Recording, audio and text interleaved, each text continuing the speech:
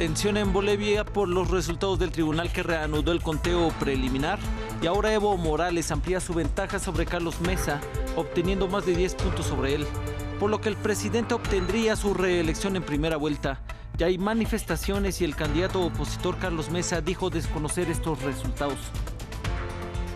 A los violentos y a los delincuentes, nada. Fue parte del mensaje del presidente de Chile, Sebastián Piñera, tras otra jornada de protestas en las que se llevaron a decretar el toque de queda por tercer día consecutivo. Y también el mandatario agradeció al Senado por aprobar el proyecto de ley que anula la subida del precio del pasaje del Metro de Santiago. Y los canadienses celebran hoy una jornada de votaciones generales para elegir nuevo gobierno. Un debilitado Justin Trudeau intentará repetir el triunfo que logró en 2015 frente a los conservadores, con los que ahora está en un empate técnico. ¿Cómo están? Muy buenas noches, sean bienvenidos a las noticias en France 24. Mi nombre es Alan Austria. Comenzamos en Bolivia, donde según el conteo rápido de los votos en las elecciones presidenciales, Evo Morales habría logrado obtener una diferencia levemente por encima de los 10 puntos porcentuales que necesita para evitar una segunda vuelta con el opositor Carlos Mesa. Esto teniendo en cuenta los votos del exterior. Así las cosas, con más del 95% de las actas verificadas, el mandatario indígena se lleva el 46,8% de los votos y su opositor, Carlos Mesa, el 36,7%. Es decir, una diferencia del 10,1%. Recordemos que el órgano electoral plurinacional detuvo el conteo rápido en la noche del domingo y lo reanudó casi 24 horas después. Carlos Mesa ya ha dicho que no reconocerá los resultados del TREP y también acusó al gobierno de fraude electoral. Y la Organización de Estados Americanos manifestó su preocupación por este cambio que considera inexplicable y que genera pérdida de confianza en el proceso electoral. La misión de la OEA manifiesta su profunda preocupación y sorpresa por el cambio drástico y difícil de justificar en la tendencia de los resultados preliminares conocidos tras el cierre de las urnas. Otros temas. El presidente de Chile, Sebastián Piñera, dio un mensaje a la nación desde el Palacio de la Moneda en medio de la crisis y convulsión que vive el país. El mandatario activó la ley de seguridad y extendió el estado de emergencia.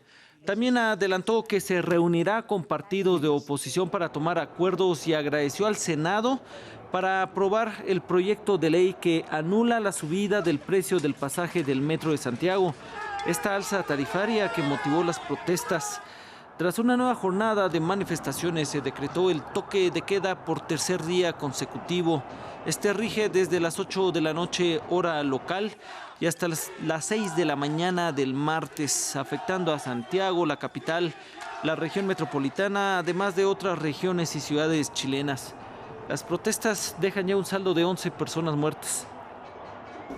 Hemos invocado la ley de seguridad del Estado, no contra los ciudadanos, sino que contra ese puñado de delincuentes que con tanta violencia y maldad destruyen propiedades y sueños. Y también hemos establecido el estado de emergencia en muchas regiones de Chile para permitir que las Fuerzas Armadas colaboren con nuestras fuerzas de orden en proteger su vida, su tranquilidad, su seguridad, sus bienes. Canadá celebró este lunes elecciones generales que se anuncian extremadamente reñidas.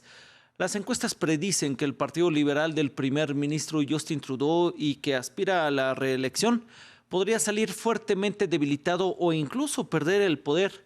Se espera que ni los liberales ni los conservadores obtengan una mayoría absoluta en el Parlamento. Veamos el informe. Hace 4 años, Justin Trudeau era la cara del movimiento progresista en el mundo occidental, ganando las elecciones de 2015 en Canadá por una aplastante mayoría. Ahora, salpicado por varios escándalos como la aparición de viejas fotos suyas con la cara pintada de negro o el manejo que le dio a un escándalo de corrupción, su victoria está lejos de estar garantizada. En una última petición a los votantes, Trudeau presentó su partido como el único capaz de hacer frente a cuestiones esenciales como el cambio climático y de unir a los canadienses. En estos comicios la elección es clara, amigos. Necesitamos salir el resto del día, ser superactivos con nuestros vecinos, con nuestros amigos, como voluntarios, para que los canadienses se unan y decidan seguir adelante.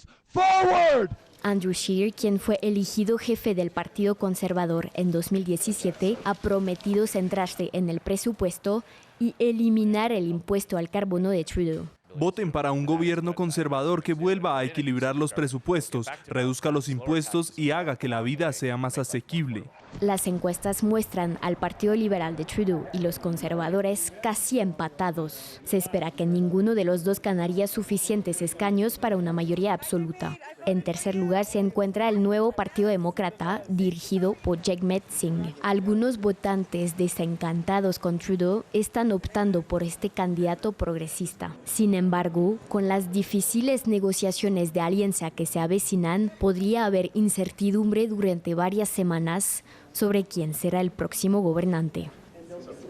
El acuerdo entre el Fondo Monetario Internacional y Ecuador se encuentra en suspenso, pues el gobierno de Lenín Moreno presenta una ley económica urgente al legislativo con un contenido que plantea reformas tributarias e impuestos. El corresponsal de France 24 en Quito, Gustavo Ortega, nos detalló por qué este proyecto ha generado polémica en Ecuador.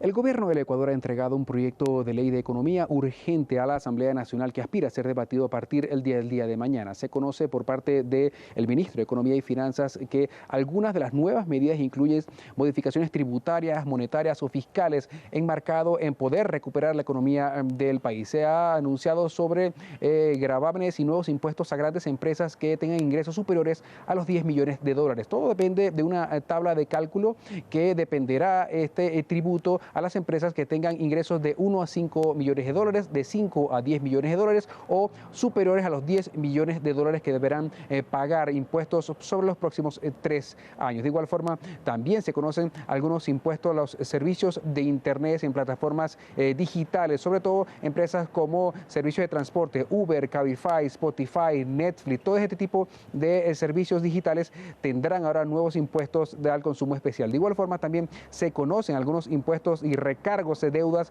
a becas y sobre todo también programas de estudios en el sector universitario. Todo esto no ha agradado mucho a sectores de trabajadores que ya se empiezan a visualizarse algunas divisiones como reuniones de algún sector de trabajadores, como el Frente Unitario de Trabajadores, que ha dicho que no se reúne con el presidente de la República. Es más, ha convocado a una próxima movilización el próximo 30 de octubre. El día de hoy se reúne otro sector como la Confederación de Trabajadores del Ecuador, que sí se reunió el día de hoy. Todo esto sucede también en medio de la llegada de una comisión especial de las Naciones Unidas que ha decidido también estudiar si hubo una violación de los derechos humanos durante las protestas en el Ecuador. Todo esto también, el día de mañana también se realizará una reunión de la Confederación de Nacionalidades Indígenas del Ecuador que decidirán si continúan o no en la mesa de diálogo propuesta por el Ejecutivo Nacional. Así las cosas en el Ecuador empiezan a verse algunas divisiones en medio del tratamiento de un proyecto de economía urgente.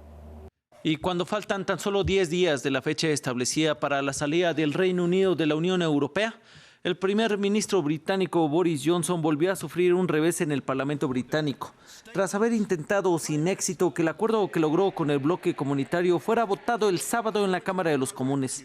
El presidente de la Cámara, John Bercow, señaló que proceder con dicho voto sería repetitivo y fuera de orden. Boris Johnson espera poder someter su acuerdo este martes tras presentar la legislación que le exige la Cámara Baja. La situación se hace muy confusa para la población. Los periódicos no hablan de otra cosa.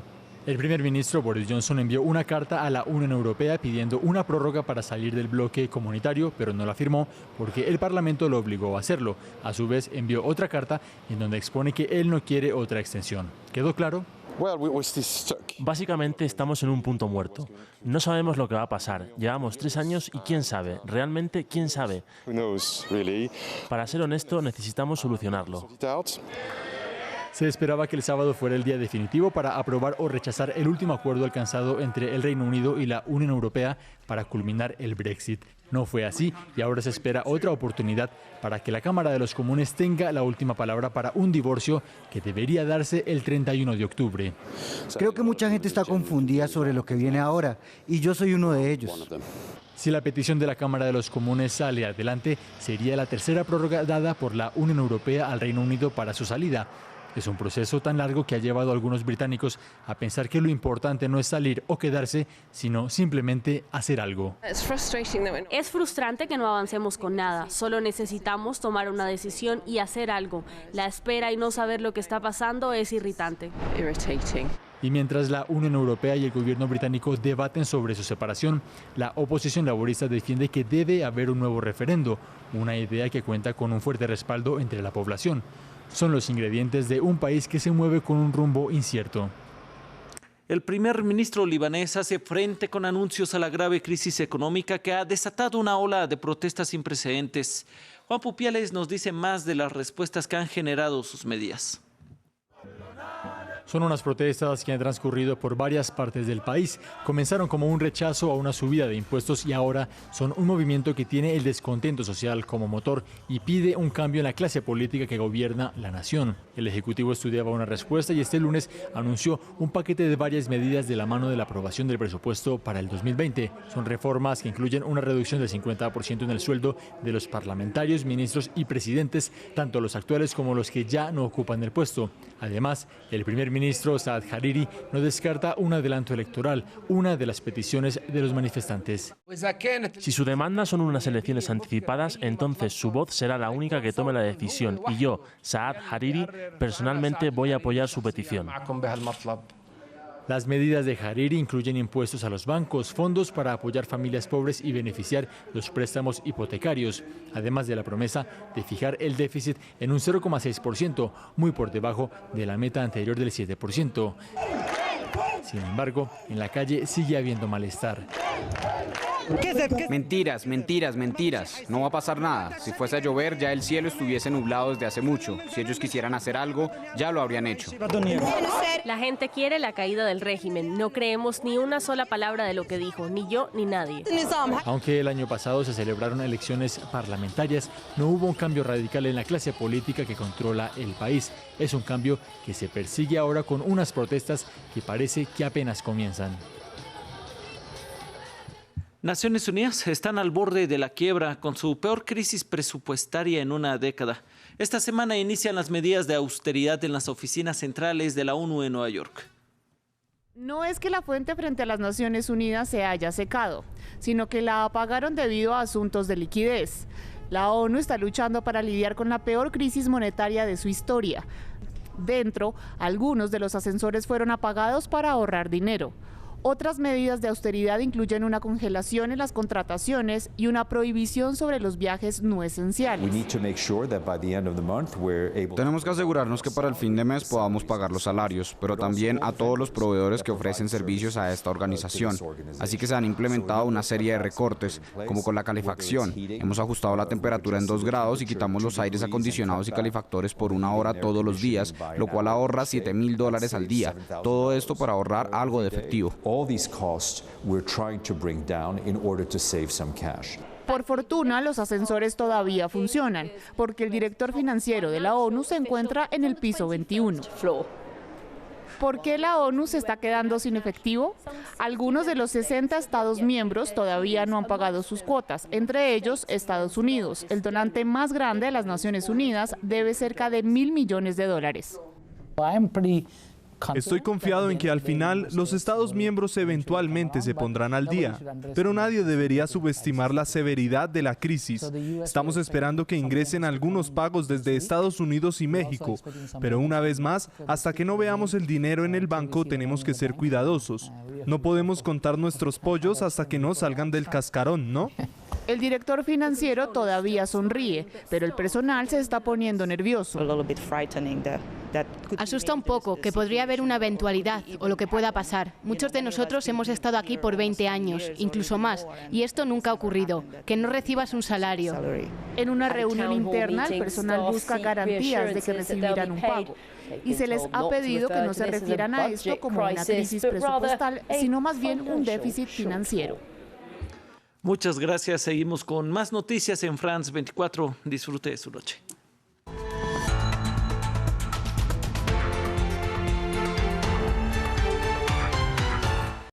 Siempre